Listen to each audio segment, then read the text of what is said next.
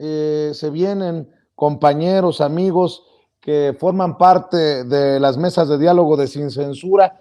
Antes de que nos coma el tiempo, por ahí sé que va a llegar en cualquier momento el querido Eddie Small. Déjenme aprovechar y saludar a dos amigas, a la historiadora Carla Mote, que ya llegó, ya está en el sistema. ¿Cómo estás, Carla? Te saludo con mucho gusto. Buenas noches. Hola, querido Vicente, muy buenas noches. Como siempre, muy contenta de poder platicar contigo y con la audiencia de Sin Censura. Sabes que también ya llegó mi querida reina de Xochimilco, nuestra corresponsal Alina Duarte. ¿Cómo estás, mi querida Alina? Buenas noches. Muy buenas noches, Vicente, Carla. Pues bien, aquí con bastante frío en la Ciudad de México, pero bueno, ya estamos aquí listas para compartir con la audiencia de Sin Censura. Uy, es que hay tanto que compartir, pero antes de continuar con los temas políticos, déjenme dar más información en torno al caso de Ciro Gómez Leiva. Como le informé aquí primero, la jefa de gobierno de la Ciudad de México, Claudia Sheinbaum, informó hace rato que la Secretaría de Seguridad Ciudadana de la Ciudad de México, la Fiscalía de la Ciudad de México, la Secretaría de la Defensa Nacional y la Fiscalía de Michoacán detuvieron en Michoacán al presunto responsable de disparar en contra del periodista Ciro Gómez Leiva. Se trataría de la persona que iba de copiloto en la moto el día del atentado, y dice la jefa de gobierno: nuestro compromiso, cito, nuestro compromiso es acabar con la impunidad. La Fiscalía de la Ciudad de México informó: seguimos dando a conocer los avances de la investigación del ataque a Ciro Gómez Leiva. En coordinación con la Fiscalía del Estado de México se realizaron 2 cateos en Chalco y en Los Reyes, en el Estado de México. Se aseguraron vehículos, celulares, armas y posible droga. Fueron detenidas 4 personas. Lo que también me envía nuestro jefe de información, Mario Toledo, es que la Secretaría de Seguridad de la Ciudad de México busca a Leslie, la hermana de Pool, así se le conoce a este personaje. Ella habría sido el enlace con quien encargó el ataque a Ciro Gómez Leiva. Este miércoles, la jefa de gobierno de la Ciudad de México, Claudia Sheinbaum, dio a conocer, o sea, ayer, la detención de 11 personas que estarían implicadas en el atentado al periodista Ciro Gómez Leiva. Entre los detenidos se encuentra Pool Pedro N., quien, de acuerdo a la información aportada por el periodista Carlos Jiménez, habría sido quien organizó el ataque al conductor de Imagen TV. Sin embargo, él no fue quien lo realizó solo, pues Leslie Soledad Gómez, hermana de Pool, fue el enlace entre quien encargó el ataque contra Ciro Gómez Leiva y la banda de criminales, hecho por el cual la Secretaría de Seguridad de la Ciudad de México la busca. Cabe destacar que, de acuerdo con la información que circula, Leslie habría acordado la cantidad de 400,000 pesos por dicho atentado. Es la información con la que contamos hasta este momento y quedamos en espera de más información aquí en Sin Censura. Ahora sí, déjeme también saludar en esta mesa al querido Amir Ibrahim, director del Quintana Roo MX, director de los Reporteros MX, corresponsal en La Mañanera, ya con la mesa, en la mesa Carla Mote, Alina Duarte, llega Amir Ibrahim. ¿Cómo estás, Amir? Te saludo con mucho gusto. Mucho gusto, Vicente, a toda la audiencia de Sin Censura y su equipo y a todos los participantes. Buenas noches. Gracias por acompañarnos y a la espera de que también llegue Eddie Small. Déjenme, nada más por no dejar, preguntar la opinión de todos ustedes acerca de esta resurrección, si me permiten la expresión, del Va por México. Anuncian que revive el Va por México con Alito Moreno, Marco Cortés y Chucho Zambrano, y aprovechando el anuncio de hoy que el PRI pone a los candidatos o candidatas en Coahuila y el Estado de México, y en el 2024 para la jefatura de gobierno de la Ciudad de México y para la grande sería el PAN, Margarita Zavala, la esposa de Felipe Calderón, la ex primera dama de México, se apunta para ser candidata a jefa de gobierno de la Ciudad de México y buscaría aprovechar que el PAN será el que elija a los candidatos de la Alianza Va por México precisamente para esta contienda. Así lo precisa la revista Forbes en México en torno a la intención de la diputada federal del PAN, Margarita Zavala, quien anunció que buscaría ser la mandataria capitalina y cito: me gustaría ser candidata, sí, pero por supuesto estaría viendo lo que es mejor para México, lo que es importante es el proceso, dijo la esposa de Felipe Calderón. Carla Mote, ¿qué piensas acerca de estos personajes? Porque son una recicladera. Ya salió Lili Téllez a pronunciarse por esto del Va por México Revive. Imagínate, Krill, ¿está quién? Margarita Zavala, va a haber pleito en la Ciudad de México porque también está Sandra Cuevas, Lía Limón, Kenia López Rabadán, Xochitl Gálvez. Vaya caso, mi querida Carla Mote. Pues sí, querido Vicente, interesante esta negociación que hicieron los partidos que forman parte de la alianza opositora. Pues esto, pensar que ya se están repartiendo entre estos partidos las candidaturas, cómo van a ser electas internamente de acuerdo con los estatutos y los procesos internos de cada partido.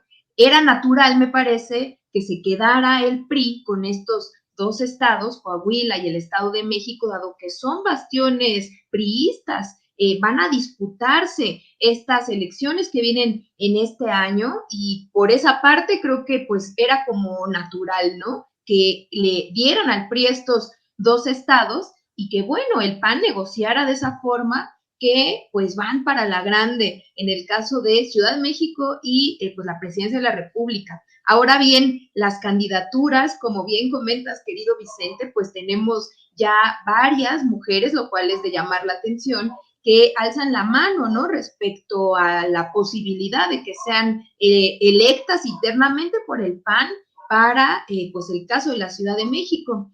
Fíjate que esto está bueno porque, pues, al menos en la conferencia de prensa del día de hoy, me parece, de esta alianza, pues vemos a Marco Cortés haciendo este anuncio y el PRD está totalmente desdibujado. En su caso, cuando se disputa quién va a ir para esta contienda interna entre los partidos para el caso de la Ciudad de México, pues a Sandra Cuevas no sé en qué lugar estaría. Pareciera ser pues que ella está apostándole justamente a la jefatura de gobierno, pero bueno, se va a poner interesante a quién elegirían. Ahora bien, ya pensando en estos perfiles, pues Margarita Zavala, que ya había buscado la candidatura a la presidencia de la República por el PAN, terminó muy mal parada en este proceso en el que optó por irse por la vía independiente con una serie de irregularidades en pues estas firmas y después regresa a la bancada del PAN en este caso.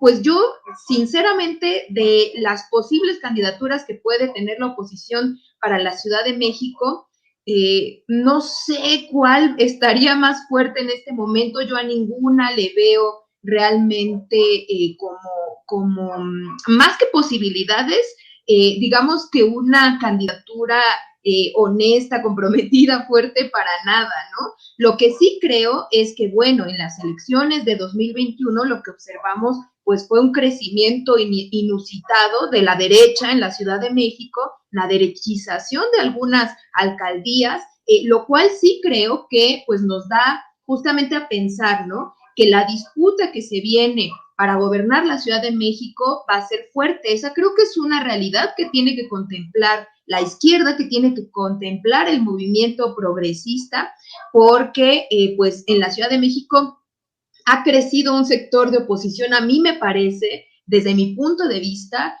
pues bastante despolitizado, pero que a fin de cuentas sí envía un mensaje, en este caso lo hizo en 21 a nivel local, a las alcaldías, pues de un descontento, de un desacuerdo, y yo sobre todo diría de presa de la manipulación política, porque sí creo que hay un sector de la clase media urbana de la Ciudad de México que puede tener un genuino descontento, pero también creo que son presa de estas noticias falsas, de esta manipulación informativa, y que sobre todo pues tienen valores que no corresponden, digamos, con el humanismo mexicano, que es lo que enarbola el movimiento transformador.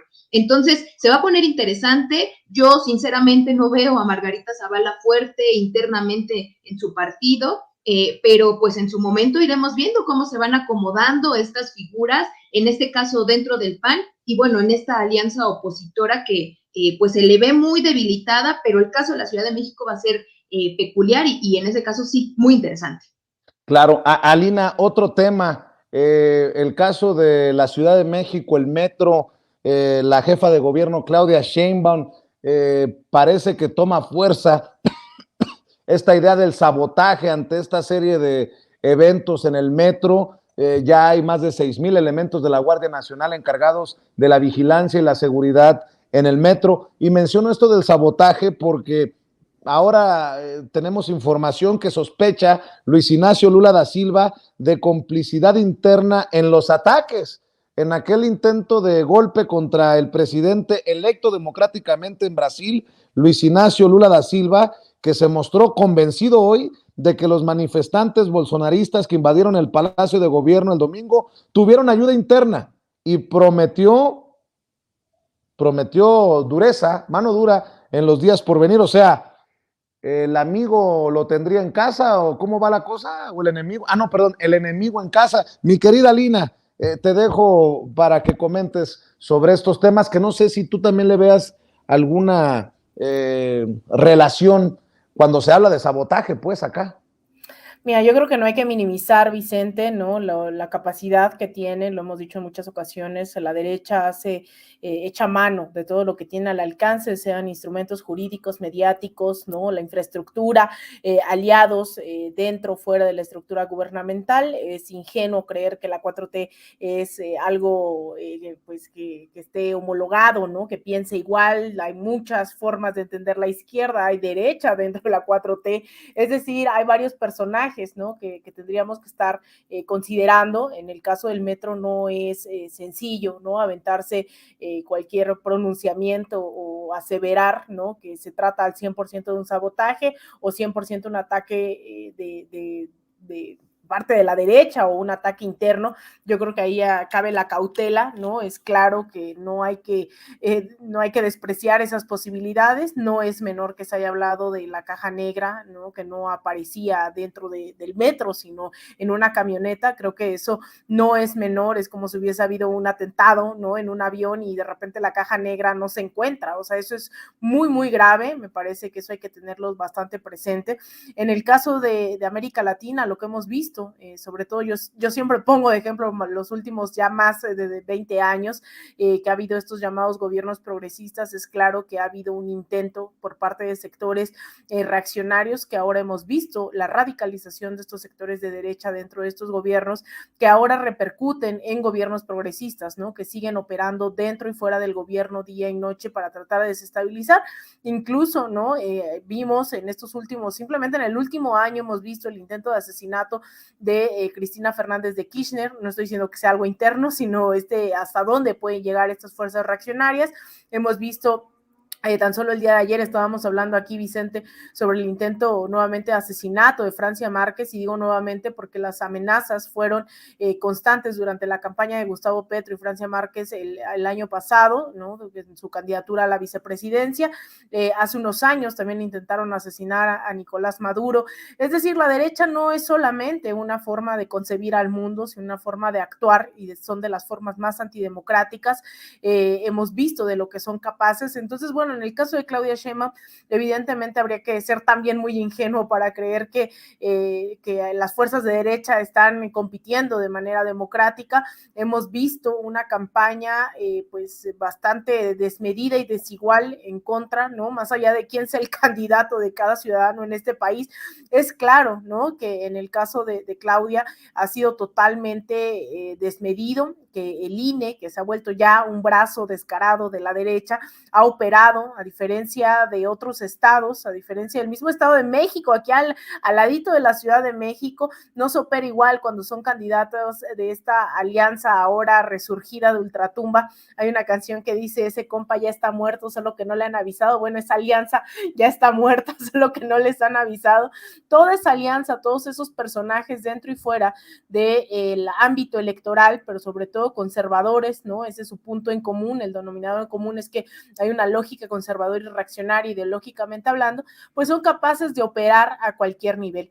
Entonces yo creo que lo del metro, evidentemente más allá del acto mismo, ha servido como una estrategia de rapiña de ciertos sectores, sin que eso niegue, pues que es evidente, ¿no? Que uno se sube al metro y de repente te tardas 1 hora en 4 estaciones, ¿no? Y lo digo porque eso es lo que me tardo, ¿no? A veces saben que transborde de Chabacano a Pantitlán, que es en donde está el Instituto de Formación Política, y no puedes hacerte 1 hora, ¿no? Tienes que esperar 5 o 6 vagones, y eso no quita, ¿no? Que no tengamos este panorama completo de que ahora se está invirtiendo más, de que también hay un sindicato que no necesariamente calificaríamos de progresista, que tendría ahí la base trabajadora que revisar también ideológicamente si hay un programa de lucha de este sindicato del metro, y la otra es la rapiña mediática que hay en torno de ello, que están dispuestos a hacer de las tragedias primeras planas, tweets o videos, ¿no? Como Sandra Cuevas. Entonces yo creo que ahí hay que tener un panorama totalmente amplio, sin que eso demerite, ¿no? Que en el fondo también hay gente en esta ciudad que se transporta, ¿no? Y que por mucho ideológicamente que haya simpatías, evidentemente la calidad de vida pues se ve deteriorada y hay una exigencia legítima también de un transporte digno. Entonces creo que en ese panorama pues no hay que demeritar ni a la derecha, ni a la parte sindical, ni a los actores mediáticos, pero también es claro, ¿no? Que hay una demanda legítima también de un gran sector de la población que no es menor. Déjame ir ahora con Amir Ibrahim, y como él estuvo cubriendo desde Palacio Nacional la cumbre trilateral, pues me imagino que mucho que decir sobre la cobertura de algunos de los personajes que son odiadores conocidos de López Obrador, Amir, y bueno, en momentos en que la economía mexicana da buenas noticias, el peso, el superpeso, y no quieren reconocer, no quieren darle el mínimo reconocimiento al presidente Andrés Manuel López Obrador y a su gobierno. De hecho, pues hay que decir que el peso se fortalece en estos días en los que estuvo el presidente de Estados Unidos, Joe Biden. Hoy baja frente al dólar de los 19 pesos, anda por los 18.90, lo último que vi. En fin, las noticias de la economía mexicana son positivas, los números son fríos, los datos son duros, pero aún así, pues duele aceptarlo para muchos en medios de comunicación tradicionales y en estos analistas que han petardeado, pero feo. Recuerdo un tuit de Pedro Ferriz de Con, de Macario Esquetino, de Gustavo de Hoyos. Este 2023 se viene el dólar a 25 pesos. Yo tengo otros datos, diría el presidente, mi querido Amir. Claramente la estrategia que ha implementado la derecha o la oposición de este país es la confusión, tratar de confundir a las personas, el uso de noticias falsas, de noticias alarmantes, de sacar de contexto muchas de las narrativas que se dan en la mañanera. Claramente no tienen un proyecto de nación, no están claramente definidos en cómo van a hablarle a la gente, y creen y han implementado la estrategia de hablarle en base a que tratar de confundirlos, diciéndoles que López Obrador es un fracasado, que es una persona autoritaria. Ahí hay muchas narrativas que han quedado en el camino de estos 4 años de gobierno del presidente López Obrador. A mí me encantó un tuit que emitió Manuel Pedrero, que decía que imagínate haberle dicho central camionera al AIFA y de repente el jodido Air Force One está aterrizando ahí, ¿no? Entonces, yo creo que esa subversiva exactamente ha sido como la estrategia, ir creyendo, ir tirando una narrativa que al paso del tiempo ha ido, pues bueno, deshaciéndose porque pues no tiene fondo, no tiene fuerza, no tiene valores, no tiene ideología, sino tiene la mera intención de confundir y de denostar las acciones de gobierno que han estado llevando. Pues es completamente histórico que vayamos muy bien en la parte del dólar. Generalmente, o sea, todo mundo hubiese apostado a que llegáramos a 25 pesos el dólar, porque pues era lo que nos tenían acostumbrados desde el salinismo hasta la fecha. Yo me acuerdo todavía de niño que costaba 3 pesos, ¿no? El dólar, ¿no? Y ahorita, pues bueno, pues todo de ese tiempo para acá, pues hemos estado viendo que sube, y no estamos acostumbrados a que el peso baje. Y esto se debe a una maravillosa administración de los recursos, porque pues es que a eso van, a administrar los recursos, a implementar políticas públicas que generen estabilidad económica, que se vean la gente el dinero. Y pues bueno, la verdad es que yo creo que al presidente López Obrador le fue muy bien con Biden, le fue muy bien con Trudeau. Me encantó la parte del video donde suben al elevador que está en Palacio. Creo que él los trató de una manera muy diferente. Se dejó de lado mucho protocolo del que generalmente se llevaba, y creo que eso hizo que se creara un ambiente más amigable, más familiar, más en confianza, digámoslo de esta manera, y eso creo que a los presidentes, tanto de Estados Unidos como al primer ministro, les agradó. Es el calor mexicano que tenemos, o sea, es que a los mexicanos, ahí te lo podrá decir Alina, cuando vamos a otros países, o tú, Vicente, cuando estás en Estados Unidos, o cuando vamos a un país de Europa, los mexicanos los quiere todo mundo, ¿no? Entonces, creo que eso es lo que mostró precisamente una de las partes, digamos, que mostró el presidente, el calor humano de lo que somos los mexicanos en la recepción de estos dos mandatarios. Creo que los resultados van a ser muy buenos, y la derecha yo la veo desarticulada. Ahorita van a tener, bueno, ya se pusieron de acuerdo que va el PRI por estos dos estados y el PAN va a encabezar la presidencia. A mí se me hace maravilloso que eso haya sucedido, ¿no? Porque pues ya sabemos, y ahorita ya vemos que ya salió Lili Téllez, que ya salió Margarita. No sé, es que en el PAN, para que se vayan a poner de acuerdo con el candidato, los grupos en el PAN van a estar, híjole, pero con todo, ¿no? Entonces vamos a ver quién es el más fuerte. Seguramente ahí va a revivir a Naya, y vamos a ver algunos otros cadáveres políticos que van a querer estar ahí. Yo creo que hay mucha ventaja de Morena, y creo que el reto hacia adentro va a ser como más poderse organizar entre la unidad, entre ponerse de acuerdo entre la izquierda, que siempre ha sido, digamos, izquierda y es un poco rebelde.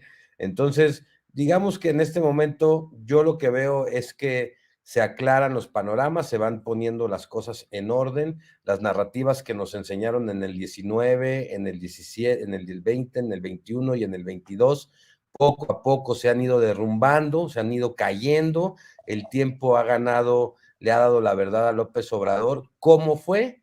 Desde que empezó a decirnos de la mafia del poder, que estos cuates eran el PRIAN, que se fue confirmando con el paso del tiempo todas estas narrativas. Creo que en su gobierno también se ha ido confirmando todas estas fakes o news que han estado tirando la derecha. Yo creo que la estrategia de la derecha o de la oposición debería de ser plantearle a los mexicanos un proyecto de nación adecuado, y no un proyecto de fake news, ¿no? Así es. Se reaviva la confrontación desde las trincheras de Morena con las autoridades electorales. Carla Mote. Leo hace unos minutos a Nacho Mier, Ignacio Mier, el coordinador de los diputados de Morena, que dice: por defender la soberanía eléctrica de México y acusar de traidores a la patria al PRIANREDE y Movimiento Ciudadano, la Sala Especializada del Tribunal Electoral del Poder Judicial de la Federación nos sentenció al presidente López Obrador, a Claudia Sheinbaum, jefa de gobierno, y a mí por violencia política institucional. Reitero, son malos mexicanos y traidores a la patria. Pues Desde mi perspectiva, eso también es censura. Ahora resulta que no le puedes decir traidor a la patria a alguien que vota en contra de los intereses del pueblo, Carla. Pues no tenía conocimiento de esto que comentas de parte del diputado Nacho Mier, y yo estoy totalmente de acuerdo contigo, querido Vicente. Un congreso es un espacio para ir a hablar, a debatir, es, digamos, uno de los espacios por excelencia donde debe ejecutarse la libertad de expresión, es importantísima. Yo creo que lo que estamos observando son estos resultados de la judicialización de la vida política, ¿no? En un sentido que yo lo veo como tecnocrático, atendiendo a estas instituciones, ¿no? En este caso, las relativas a los temas electorales, como mediadores de algo que tendría que estar regido por los principios básicos de la democracia, en este caso en un congreso, justamente de discutir en un marco, sí, que tiene que darse con respeto, con argumentos, etcétera, pero en donde justamente se van a presentar las posturas políticas con todo lo que eso implica. En su momento, cuando se dio la discusión de la reforma que se propuso desde el Ejecutivo por parte del presidente López Obrador en materia energética, pues se habló muchísimo en el debate público, lo cual es legítimo y siempre ha defendido el presidente, y hay que decirlo, de este tema, si eran o no eran traidores a la patria. En ese sentido, la propuesta de reforma energética, pues a lo que tendía era a la soberanía nacional, es decir, al uso de nuestros recursos de forma soberana, que en este caso ni siquiera era muy radical, porque únicamente se estaba buscando que el Estado tuviera el control del mayor porcentaje de los bienes energéticos. Y ante el panorama, digamos, global, ¿no? En el que empresas españolas, particularmente, con, ya sabemos, contratos jugosos por parte de políticos mexicanos de la derecha y de estos intereses oligárquicos transnacionales y sobre todo neoliberales, pues son justamente lo que en este siglo XXI representa la traición a la patria. En ese momento, cuando se estaba dando esa discusión, pues recordábamos episodios históricos en los que los grupos conservadores en el siglo XIX, particularmente, que es algo de lo que ha hablado mucho el presidente de la República, en el porfiriato, por ejemplo, pues tenían como uno, digamos, de sus principales móviles el enriquecimiento propio a partir del expolio de la venta de nuestros recursos, y que así se crearon grandes élites económicas, algunas de ellas con familias adineradas que continúan hasta la actualidad. La decisión, en este caso del Tribunal Electoral, lo que hace es continuar con una serie de decisiones que atentan, yo diría, contra esta libertad de expresión y libertad democrática, pero que lo sabemos, forman parte de este Instituto Nacional Electoral que ha tenido una guerra declarada en contra del movimiento de la transformación. No es algo nuevo, lo hemos visto en diferentes episodios con resoluciones como esta, por ejemplo, y ha sido una estrategia de los partidos políticos, concretamente de Partido Acción Nacional, del PRI, de la alianza opositora, judicializar estos procesos que deberían darse de forma democrática en las instituciones, y en este caso en la discusión de los congresos. Entonces, pésima, pero pues que es un continuo de las acciones inclinadas en esta balanza que ya sabemos que no es neutral y que ha tendido, digamos, a los intereses de la oposición conservadora por parte del INE. Es yo lo repito, una especie de guerra declarada contra el presidente Andrés Manuel, contra el movimiento transformador, y pues lo lamento muchísimo. Ya iremos viendo cómo, cuáles son las consecuencias, ¿no?, de esta resolución del tribunal, pero por lo pronto decir eso, es una intromisión ilegítima en procesos que deberían de ser libres por parte de uno de los poderes de nuestro país. Así es, querida Lina Duarte, hay que también recordar que en el balance de esta cumbre trilateral quedó pendiente, bueno, tal vez quedaron pendientes muchos temas, pero uno que estábamos esperando tú y yo, que pues que se hablara y del que se pronunciaran los los presidentes, sobre todo el de Estados Unidos, Joe Biden, al menos yo no supe que se abordara el tema de Julian Assange y su situación. No me queda claro si hay algo que informar sobre el caso de Julian Assange. El presidente Andrés Manuel López Obrador había mencionado que sería un tema a tratar con el presidente de Estados Unidos, pero hasta ahí me quedé, Alina.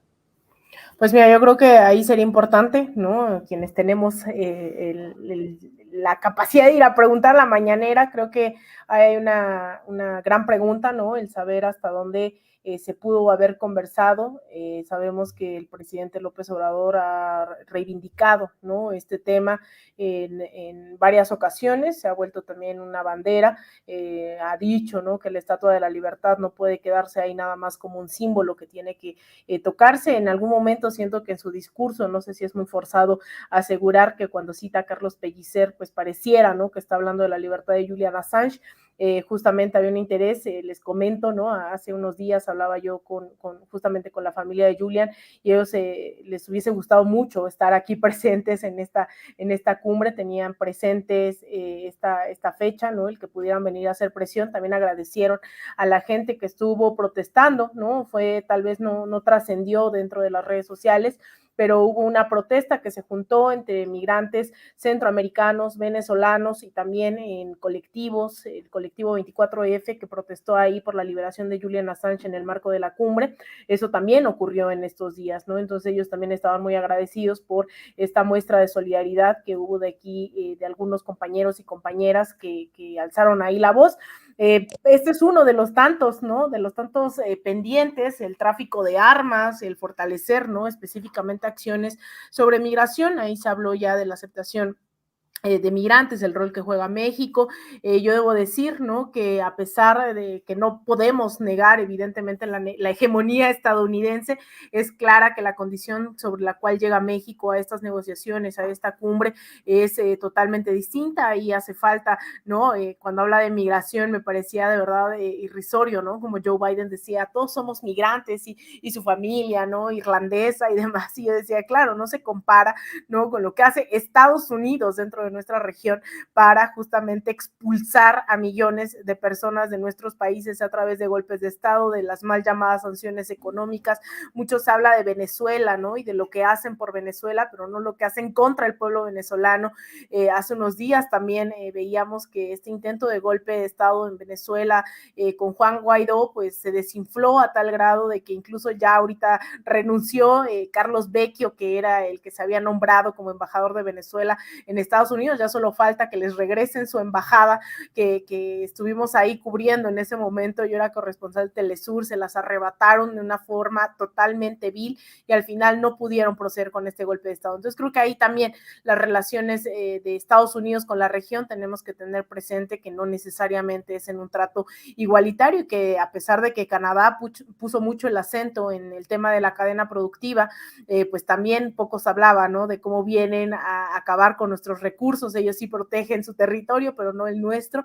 Entonces, creo que ahí también hubo algunos pendientes y claro está, ¿no?, la población. El día de ayer teníamos un círculo de estudio con personas de Atlanta y hace 2 días con personas de Texas y les preguntaba yo estas impresiones sobre este encuentro y bueno, evidentemente estaban en espera, ¿no?, de esta llamada reforma migratoria, de qué se puede hacer y aún así pues las grandes deudas, tú lo sabes, Vicente, que tiene también ahí no solo el gobierno estadounidense, el gobierno mexicano a través de los consulados. Tú, evidentemente tú más que nadie aquí en este espacio sabe lo que son los consulados en Estados Unidos, entonces también ahí hay varias deudas de la cuarta transformación en el exterior, a pesar del reconocimiento, ¿no?, que hacen en las aportaciones económicas, en el apoyo al gobierno actual. Entonces yo creo que ahí hubo muchos temas y claro está el de Julian Assange, pues a ver si ahí a Amir, Vicente, le pueden preguntar al presidente López Obrador qué hubo en esa materia. Creo que sería también bueno saberlo. Claro que sí, es un tema relevante. Y al César lo que es del César, quien ha estado insistiendo, el que ha retomado una y otra vez este tema es Hans Salazar, a quien le mandamos todo todo nuestro cariño y nuestra admiración. Insisto, al César lo que es del César. Nosotros lo hemos mencionado, pero ha sido Hans el que se ha mantenido. Y bueno, pues también hay que hablar del caso de Genaro García Luna, mi querido Amir Ibrahim, porque también se manejarían nombres de periodistas que fueron chayoteados cuando inicia el juicio allá en Estados Unidos. Y hoy el presidente volvió a retomar esto para preguntar, ¿por qué los medios no hablan de esto? Y yo decía, pues por lo mismo, porque son esos que apapacharon, que tuvieron un contubernio, una relación eh, poco saludable, de esas corruptas con Genaro García Luna. Imagínate cómo quedarán esos que lo han defendido ahora que inicia el juicio. Si yo fuera Leo Zuckerman, por ejemplo, aquel que decía, yo no entiendo este caso, yo que conozco yo saldría a la calle con una bolsa de esas de papel en la cabeza, ¿no? Ahí con hoyos en los ojos. Pero bueno, mi querido Amir Ibrahim, el presidente Andrés Manuel López Obrador habla de la no repetición, que merecemos saber todos los detalles y a qué nivel estuvo el cochinero. Y creo que eso es lo que debemos de apostarle a este juicio que podría ser el juicio del siglo. ¿Por qué? Porque no hay otro caso que sería más emblemático tal vez en la historia moderna de México que el del supuesto contubernio, el presunto contubernio, debí decir, de Genaro García Luna como secretario de Seguridad Pública con el crimen organizado. Hay un gran momento, Vicente, en el discurso del presidente en la reunión trilateral, cuando precisamente se habla y le preguntan a Biden sobre la captura de Ovidio, el fentanilo. La respuesta la da el presidente. Por ahí quisieron manejar que el presidente no dejó contestar a Biden. Eso no es cierto, porque cada vez que el periodista de la nación que preguntaba, el presidente de esa nación contestaba. El periodista canadiense le preguntó también a Biden y Biden no contestó. El periodista americano le preguntó a Biden y a López Obrador y López Obrador no contestó, solamente contestaba el mandatario del país. Cuando preguntaron sobre el fentanilo y este tema, el presidente López Obrador tocó el tema de García Luna sin hablar de García Luna, pero habló de cómo estaban coludidos con de quien nos cuidaba, quien tenía que estar cuidándonos, pues estaba coludido y en sociedad con el crimen organizado. Biden estaba junto, o sea, lo tenía a un lado. Eso retumbó por todo el Palacio Nacional, por toda la patria, por todo Estados Unidos. Creo que el caso García Luna es un espejo perfecto de lo que vivimos durante varios sexenios de este contubernio de la delincuencia organizada con el gobierno, en donde no había una línea trazada, donde el gobierno estaba cuidándolos, los protegía, les daba los pitazos, bueno, hay declaraciones, hay de ex narcotraficantes en TikTok que decían que, pues bueno, pues meter te cobraban $2,000 por kilo en el aeropuerto de México, ¿no? O sea, y que te lo sacaba el mismo federal, ¿no? El mismo policía que estaba a cargo en ese momento en la institución García Luna. Yo creo que lo que viene en cuestión de medios va a ser muy penoso. Habló el presidente en esa respuesta de lo vergonzoso que es este tema, porque es un tema vergonzoso.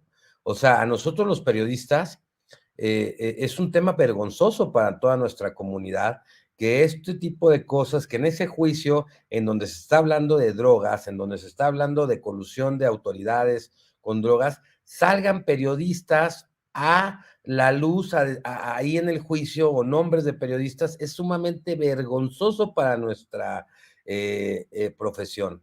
Gracias a Dios hay algunos periodistas o gracias que mantenemos una línea de verdad, de veracidad, que tratamos de hacer las cosas bien, que nos podemos equivocar, estoy de acuerdo, pero que jamás tendríamos la posibilidad o quisiéramos en algún momento coludirnos con algún ente delictivo o algún funcionario público que esté coludido con ellos. Lo que se va a escuchar y lo que se va a ver en el caso de García Luna va a ser una bomba. Ahorita que estaba indignado porque no le aceptaban como pruebas sus premios, ¿no? Del superpolicía, ¿no? Entonces decían, bueno, ¿cómo no pueden aceptar esos premios? Es que caray, es que todo era en ese momento una farsa, todo en ese momento era una colusión monstruosa. Y mira, hasta la fecha, el día de hoy, tenemos todos los rezagos o todas las consecuencias de haber desatado esa guerra de sangre, de crimen, de violación de derechos humanos, que no se ha podido detener, que todavía estamos en medio de una batalla entre grupos delictivos que se discuten, se pelean las plazas, que cooptan a nuestros jóvenes. El presidente López Obrador también habló de esta parte en donde le quitaron las oportunidades a los jóvenes, lo único que había para hacer era delinquir, unirse a esas filas. Decía López Obrador, los que eran, digamos, tomaron una decisión más sana, optaron por la migración y se fueron del país y fueron a ganarse dignamente, con trabajo en otros países, el pan, ¿no? O las oportunidades. Pero los que tomaron malas decisiones y se unieron a las filas del crimen organizado. ¿Cómo es posible, yo hago la pregunta, que todos estos 40 millones de mexicanos que están en Estados Unidos, que sí encontraron una oportunidad en ese país, sean productivos, ganen muy bien, muchos ganan mucho, otros ganan menos, pero que sean familias que están completamente en la productividad, que generan, que mandan dinero para México, es la fuente número 1 de ingresos en nuestro país, y bueno, porque ya encontraron una oportunidad. Eso quiere decir que los mexicanos son potencialmente productivos. Si tienen oportunidades, producirán. Si no las tienen, irán a buscarlas los que tomen buenas decisiones a otros lugares, y los que no tomen una buena decisión podrán a lo mejor optar por las filas del crimen organizado. Y es ahí en donde vemos penosamente, querido Vicente, que pues nuestras autoridades en ese momento, o sea, el secretario de Seguridad de la Nación, de Seguridad Pública de la Nación, defendiendo, mandando perico para los Estados Unidos, coño, o sea, es impresionante, ¿no? O sea, tenía mucho que no escuchaba eso de perico, no de la manches. O sea, a mí me impresiona, y ¿sabes qué me impresiona todavía un poco más? Que colegas se hayan prestado a eso, o sea, se hayan prestado a cubrir, a lavarle la cara a ese hombre, y que nuestra profesión esté en un juicio de un secretario de Seguridad Pública de México, coludido con los cárteles mexicanos, ¿sí? Y periodistas ahí también metidos. O sea, dices, wow, o sea, qué vergüenza. Pues a lo mejor es lo que se necesita para que se caigan de una vez todos estos del ¿cómo se llama? Los subes ¿cómo se llama? Al pedestal, ¿no? Que se caigan de una vez del pedestal, mi querido Amir Ibrahim. Oigan, el que sí de plano se fue de boca y se cayó y creo que no se ha levantado porque le dio el soponcio, Ricardo Monreal acaba de anunciar que se queda en Morena, que ya reflexionó todo diciembre y que se va a quedar en Morena y que va a ganar a la buena. Y el presidente Andrés Manuel López Obrador hoy en la mañanera lo ignora, ni lo menciona. De hecho, el presidente se dice tranquilo porque hay material, con todo respeto lo digo, hay personajes que son de lo mejor de la política, y hace mención de Adán Augusto López Hernández, su secretario de Gobernación, de Claudia Sheinbaum, la jefa de gobierno de la Ciudad de México, de Marcelo Ebrard, el secretario de Relaciones Exteriores, pero de Monreal ni sus luces. Ahora sí que creo que el que entendió, entendió, y eso por querer jugar rudo. Insisto, está donde está Ricardo Monreal por méritos propios. Mi querida Carla Mote, ¿quieres opinar sobre este caso? Pues como que se avisoraba que podría salir de Morena, Monreal, quien incluso parece coquetear con la oposición, ¿no? Al hablar de cosas como reconciliación nacional, con discursos que suenan más a la derecha que al movimiento, ¿no? De la 4T. Ahora, pues que salga a decir que siempre no se va a ir, pues es decir, porque la sospecha ahí estaba, ¿no? Como que se vaticinaba. Oye, Carla, cuando leí que no, que ya decidió que no se va, yo decía, ¿por qué? Anímese, senador. Perdón, tenía que sacarlo del pecho. Es que muchos nos quedamos pensando, pues, ¿y ahora qué te picó? Pues no, que muy gallito. Digo, cerró el año a tambor batiente y ahora resulta que soy un lindo menino.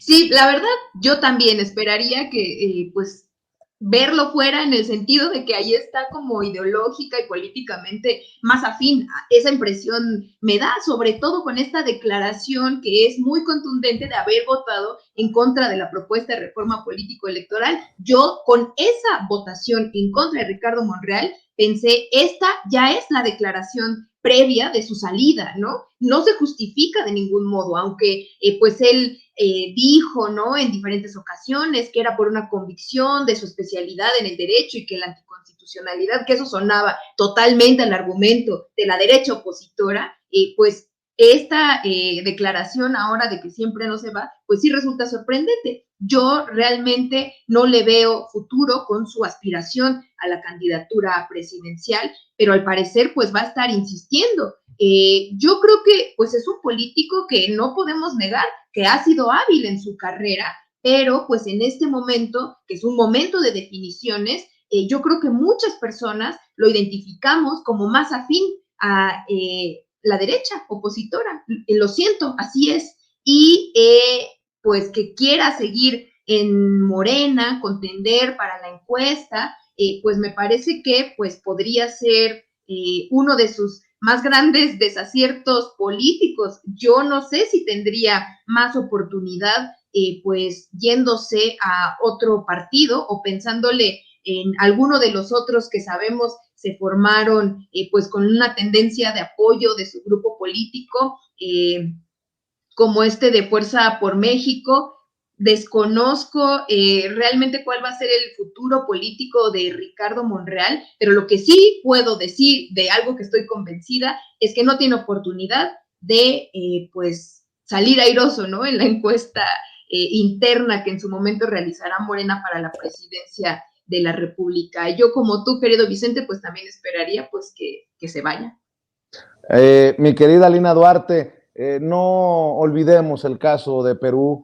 La situación está más candente que nunca y mi impresión, como te lo dije ayer por la noche, es que si no somos medios independientes, no digo de México, de otras partes del mundo, la prensa no va a reportar la represión del gobierno de esta señora golpista que encabeza este gobierno golpista luego del golpe contra Pedro Castillo y bueno, pues en riesgo la integridad, la seguridad de la gente de a pie que no se deja y que le grita sus verdades por las calles del Perú. Así es, Vicente, continúa pues la represión, ya no solamente es en ciertos lugares, ¿no? Ya no es solamente una ciudad al día, se ha declarado un paro general que ha tenido eco sobre todo en el sur de Perú. Hoy veíamos manifestaciones multitudinarias en Cusco, en Lima, pero no solamente ahí, ha sido a lo largo y ancho del país que han estado saliendo a las calles. Una de las, diría yo, la exigencia principal ya a este momento es pues que renuncie Dina Ercilia Boluarte, pero también que se convoque a elecciones generales de manera inmediata. Se dijo en los medios de comunicación que pues Pedro Castillo era un incapaz moral y que no podía estar ahí al frente del gobierno peruano, pero resulta, ¿no?, que quien sí podía, Dina Ercilia, la demócrata que se pintó así a su llegada, que incluso yo no me canso de insistir, ¿no?, con qué cara vino a condenar lo que ocurrió el fin de semana en Brasil, cuando está asesinando a decenas de personas. Hasta el momento se han registrado 47 personas asesinadas en lo que va en este mes. Yo no sé, la verdad, que hace falta para que la llamada comunidad internacional estemos reaccionando, estemos actuando. No vemos a estos cantantes, actores, pero tampoco a otros gobiernos tomar esto como pues lo que no tenemos que hacer, ¿no? Tendríamos que estar haciendo una campaña de solidaridad internacional de forma constante, organismos de derechos humanos, sindicales, pues los mismos, ¿no?, sectores de ese denominado Perú profundo que siguen en las calles, que no cesa la represión, que no cesan los asesinatos, y aún así, con todo esto, vemos gases lacrimógenos todos los días. Esto no para. Esta represión continúa a la vista de todos, el asesinato continúa en contra de la población. Y yo, la verdad, Vicente, no veo hacia dónde haya una estrategia. La verdad es que son redes sociales y aquí estos espacios que nos has dado todas las noches, todos los días, para hablar de lo que está ocurriendo, pero pareciera que a los grandes medios corporativos que se encargaron de demonizar a Pedro Castillo no les importa ya lo que está ocurriendo, esta masacre en contra del pueblo peruano. En Ayacucho también el día de hoy salieron a las calles. Es decir, esto podría yo decir que es generalizado en todo Perú. Generalmente las protestas suelen verse en una que otra ciudad. Hoy no pararon las imágenes por todos lados, estas protestas, y también lamentablemente el que continúen, ¿no?, los entierros de personas asesinadas. Lo decía yo en estos días, también han sido niños menores de edad, son dos, me parece, uno de 15, otro de 16 años, y también un bebé que quedó atrapado en las protestas y falleció. Entonces creo que este nivel de horror es propio, ¿no?, de lo que veíamos en los 60s, en los 70s, pero lo peor es que a este gobierno le pusieron una banda, ¿no? Nos dijeron a todos y a todas que iba a ser la democracia hecha persona, y lo único que hemos visto es el derramamiento de sangre constante, el asesinato de la población, y sobre todo también el olvido de esos medios que impulsaron incluso la narrativa de que no era un golpe de Estado en contra de Pedro Castillo. Bueno, ahora ya vimos que sí es un golpe, y lo que implican los golpes también es la muerte, la represión que está ocurriendo lamentablemente durante más de un mes ya en Perú, insisto, ¿no?, invisibilizado por estos grandes medios de comunicación. Ya nos darás tus redes sociales, porque he visto que le estás dando, que estás compartiendo mucho de esto que ocurre en Perú en tus redes sociales, pero déjame cerrar con Amir Ibrahim. Querido Amir, pues, ¿cómo lo planteo?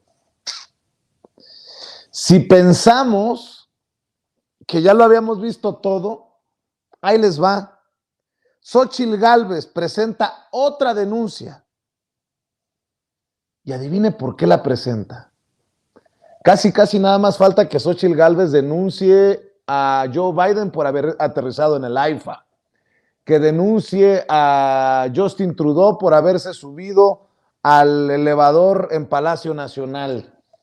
Es que están para llorar. Te la voy a poner de pechito, como decimos, mi querido Amir Ibrahim. Xóchitl Gálvez presenta denuncia por la oxidación de los rieles del Tren Maya.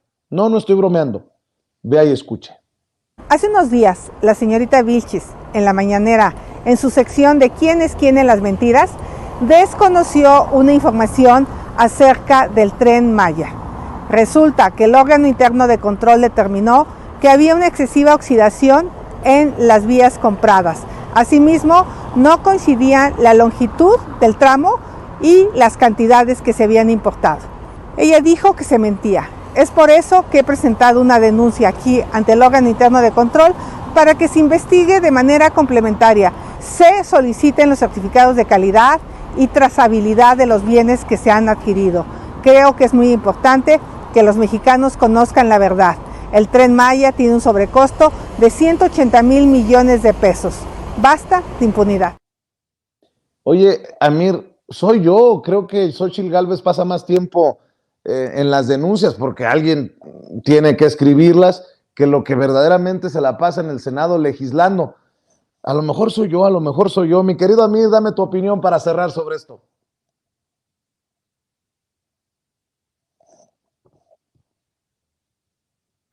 Es la clara estrategia precisamente de querer hacer pensar que todo está mal, ¿no? O sea, si construimos un tren, pues denunciemos que está mal. O sea, si construimos un aeropuerto, pues también, ¿no? Si vamos a construir una refinería, pues también. Y si vamos a reparar otras 6 y ponerlas a chambear todas, pues también. Y si compramos una, pues más. O sea, realmente creo que ese es el hueco que tienen en la falta de proyecto. A mi punto de vista, no están proponiendo, están obstruyendo.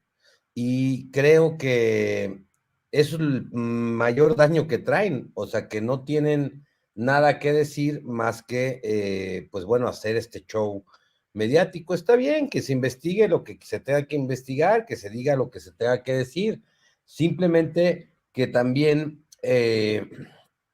pues de alguna manera, pues ya la conocemos, es como la Lili, ¿no? De estos shows que se avienta en la tribuna, de estos insultos que hace en tribuna y cómo trata a la gente desde la tribuna, cómo ese... Entonces yo creo que no hay que sorprendernos, yo creo que está bien porque no tienen otra cosa, otra idea, eso nos da buenas expectativas de que pues si siguen por ahí, pues no van a querer, no van a lograr llegar al poder de nuevo. ¿Cómo se llama? Me asustaría si ella de alguna manera empezara a proponer un proyecto de nación interesante y estas cosas, si se les ocurriera una buena idea, ¿no? Pero pues mientras esté ocupada en sus denuncias y ahí en la fiscalía y en el control interno y todas estas cosas, pues bueno, pues ahí está bien. Yo de alguna manera creo que, pues es que no, es que como que no le veo pies ni cabeza a lo que hacen, ¿me entiendes? Entonces, qué bueno que va a tener la candidatura el PAN, ella es panista, ¿no? O sea, al final del camino, pues estamos viendo un PAN desarticulado, falto de ideas, un PAN que no sabe por dónde regresar, que sí ha funcionado en cierto momento su estrategia de tratar de confundir, han ganado 2, 3 despistados que están enojados con el gobierno, pero a 4 años de gobierno, el 71% de aprobación, pues vaya, o sea, es demoledor, ¿no? Entonces,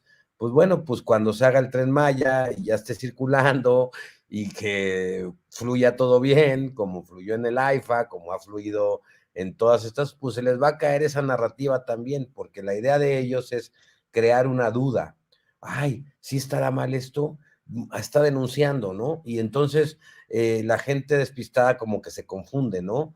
Y como que de repente duda, pero con el tiempo esa narrativa, como no tiene fuerza ni fondo, se va a ir cayendo y se van a ir exhibiendo como los que se exhibieron de decir que el AIFA era una central camionera, ¿no? Entonces, yo creo que están muy desarticulados, ¿no? Eso a mí me da un poquito más de tranquilidad al pensar en la elección. Van a tener muchos problemas en las elecciones.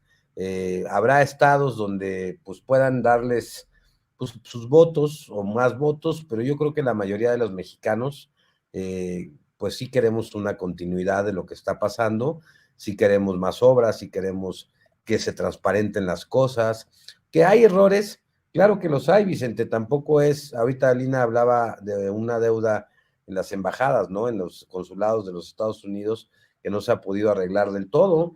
Hay algunas otras cosas, pero es que destruyeron tanto el sistema que lo crearon para poder convivir con la corrupción.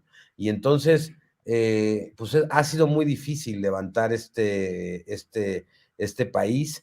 Vemos destellos de que está funcionando, por ejemplo, el dólar, vemos destellos de que está funcionando, por ejemplo, con la reparación de las refinerías, la otra refinería, o sea, pues vemos cosas muy buenas como la pensión a los adultos mayores, que es muy justa. Vemos muchas cosas como la mañanera, que en donde se hablan todos los temas habidos y por haber, en donde hay una transparencia y una información todos los días. Y bueno, creo que hay muchísimas otras cosas muy buenas que las que hacen falta por hacer. Yo creo que las que hacen falta por hacer le vendrán al siguiente, y ojalá imagínate nada más que el siguiente sea completamente diferente al proyecto de Nación de la Transformación. O sea, todos estos 6 años que hemos avanzado, pues se avientarían para atrás. Sin embargo, ellos sí tuvieron continuación de saqueo, porque desde Salinas, Cedillo, todos saquearon y siguieron el mismo modelo corrupto y de colusión con el crimen organizado. Entonces, pues ellos tuvieron 36 años para destruir, pues ahora sería justo que se tengan otros 36 años para levantar. Mi querido Amir Ibrahim, como siempre es un placer saludarte en estas mesas de diálogo. ¿Por qué no cerramos invitando a la gente a los espacios que diriges, a tus trincheras en tus redes?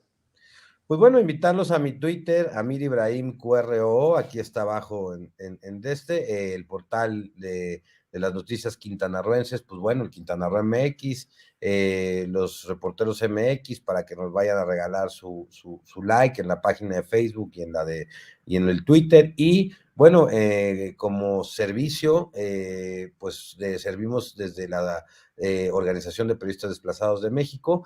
Y bueno, pues ahí estamos, Vicente. Pues muchas gracias, y a toda la audiencia, al equipo de Sin Censura y a mis compañeras que hoy acompañaron la mesa de diálogo.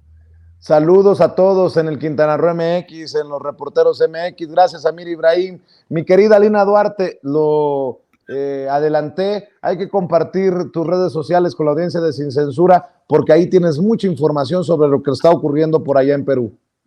Muchas gracias, Vicente. Pues sí, estamos ahí tratando de informar de lo que ocurre en otras latitudes también. Me encuentran en Twitter en @AlinaDuarte_, en Instagram _AlinaDuarte, en Facebook.com/Alina Duarte Periodista, y todos los días aquí en Sin Censura. Te mando un abrazo a ti, a Amir, a Carla, y obviamente a todo el equipo y a toda la audiencia de Sin Censura. Muchas gracias, querida Lina. Y cierro contigo, Carla Mote. Querida Carla, gracias por llegar a esta cita con la audiencia de Sin Censura. Invitemos a la audiencia precisamente a apoyarte en donde escribes, en donde apareces, en donde andas, mi querida Carla. Al contrario, querido Vicente, muchísimas gracias por la invitación, por poder platicar con el auditorio de Sin Censura. También saludos a Lina, a Amir. Y bueno, a mí me encuentran en Twitter como @CarlaMote, y también aprovecho para invitarles a conocer y leer la revista Sentido Común. Está en internet, la pueden buscar en el buscador Sentido Común Revista, y bueno, ahí tengo una columna mensual. Entonces, por ahora los medios. Y hay también una mensual en El Soberano. Muchas gracias, querido Vicente. Muchas gracias, Carla Mote, Alina Duarte, Amir Ibrahim. Nos vemos pronto. Tú mañana, Alina, no te me escapas. Nos vemos pronto aquí y estamos al pendiente. Buenas noches. Cuídense. Buenas noches. Buenas noches. Bueno, es